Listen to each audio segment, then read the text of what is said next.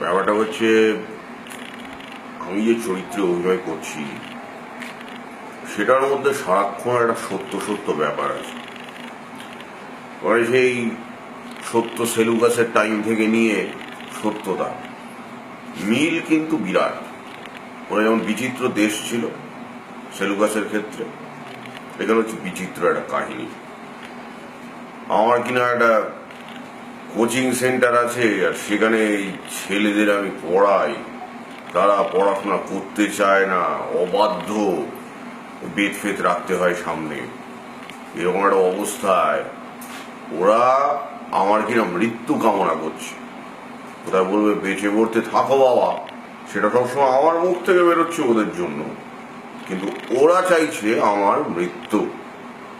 তা মরে গেলাম। এমনিতে শকুনের কিসবে গরু মরে না, এরকম তো শুনেছি। গরু নই, আমি গুরু।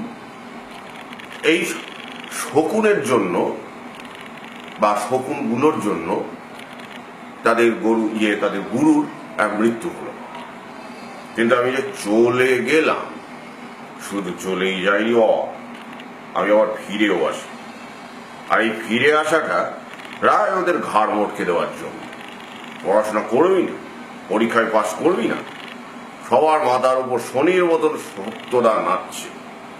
এরকম একটা অনবদ্য গল্প ডিরেক্ট করার মতো লোক চাই, সেটার জন্য এনেছে একটা ডাক্তার। সাধারণত ক্রিয়েটিভ লোকজনকে ডাকা হয়, এখানে একজন ডাক্তারকে ডাকা হয়েছে, ডাক্তার কৃষ্ণেন্দু। তো সে ডাক্তার কৃষ্ণেন্দু এসে এই পুরো গল্পটা মোটামুটি ভাজলো। গল্পটা ডিরেক্টও করছে, কিন্তু টাকা পাবে কোথায়? হোমিওপ্যাথির ব্যবসা অনেক আগেই ছেড়ে দিয়েছে, রোজগারপাতি কিচ্ছু নেই। বউয়ের শাড়ি পেটিকোট কিনতেই ওর সমস্ত টাকা খরচ হয়ে যায়। এইরকম একটা পজিশনে হঠাৎ ঢুকে এলো গোল্ডেন ফ্রেন্ডস, দয়ার সাগর। এই কোম্পানি সমস্ত টাকা ফাকা দিয়েছে, মানে টাকা বাবু বলতে যা বুঝি আর কি। তারাই মোটামুটি এই ডাক্তার কৃষ্ণেন্দুর দুটো হাত শক্ত করে ধরেছে, ধরে বলেছে বাবা তুই চালিয়ে যাও, তুমি তোমার ওষুধপত্র রেখে দিয়ে এইটা ভালো করে চালিয়ে যাও। এই চালিয়ে যাওয়ার বিষয়টা যেই না বলা, অমনি ছবির কাজ শুরু হয়ে গেল। একটা শর্ট ফিল্ম, শর্টলি আমরা শুরু করেছি, আর আমরা খুব শর্টের মধ্যে ছবিটা মেরেও দেব। গোল্ডেন ফ্রেন্ডসকে অসংখ্য ধন্যবাদ, তাদের সঙ্গে কাজ করে খুব ভালো লাগলো যে আজকে এরকম একটা পরিবেশের মধ্যে আমরা করতে পেরেছি একটা ছবি যার নাম সত্যদার কোচিং। আমার ক্লাস কিন্তু সব সময় খোলা থাকে, কে কে ভর্তি হবে জানিয়ে দিও। আরো একটা চমৎকার ব্যাপার হচ্ছে যে যে জায়গায় আমাকে শুটিং করতে এরা নিয়ে এলো, মানে আমার কোচিং সেন্টারটা যেখানে ফেলেছে, এটা 450 বছরের পুরনো একটা জায়গা, নারাজল বলে একটা জায়গা।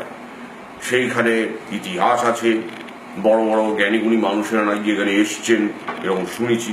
নেতাজি সুভাষচন্দ্র বসু থেকে মহাত্মা গান্ধী থেকে শুরু করে জওহরলাল নেহরু পর্যন্ত এখানে এসেছেন, আর এসেছেন অবশ্যই সত্যদা। এই জায়গা প্রথমে দেখলে মনে হবে চরম ভুতুড়ে, চতুর্দিকে সাপ টাপ ঘুরে বেড়াচ্ছে। পাড়ার লোকজন বলল সাপ আছে কিন্তু কামড়ায় না। আমি বলি না, ওদের একটা ভয় আছে, এই খস করে যদি কামড়ে দেয়, তারপর সত্যদা যদি ধরে সাপের কান মলে দেয়। সাপের আপনি 5 পা দেখেননি, তাদের কি হয়? সাপের কান আছে, আর সাপের কান মলে দেওয়ার জন্য অব্যর্থ একজন ঔষধ, তার নাম সত্যদা। অনেক সিরিয়াস নোট, আমার কিন্তু এসে এগুলো খুব ভালো লেগেছে। এই জায়গা একেবারে ভার্জিন টেরিটরি, কেউ কোনোদিন শুটিং ফুটিং করেনি। সেই জায়গায় গোল্ডেন ফ্রেন্ডস, ডক্টর কৃষ্ণেন্দু, এরা সবাই মিলেমিশে একটা গোটা টিম হয়ে এখানে তৈরি করেছেন সত্যদার কোচিং সেন্টার। এটা দেখে খুব ভালো লাগছে। যারা যারা ছবিটা দেখবেন ক্রেডিটেও দেখবেন লেখা থাকবে নারাজল রাজবাড়ি, 450 বছরের ইতিহাস, 250 খানা নাকি রুম আছে। রুমগুলোর ভেতর কারা কারা আছে সেটা আপনি সহজে অনুমান করতে পারেন। আর এইখানে যেহেতু সত্যদা মারাই যাচ্ছে, আমার আর কলকাতা ফেরার কোনো ইচ্ছে নেই, ভাবছি নারাজল রাজবাড়িতেই থেকে যাব।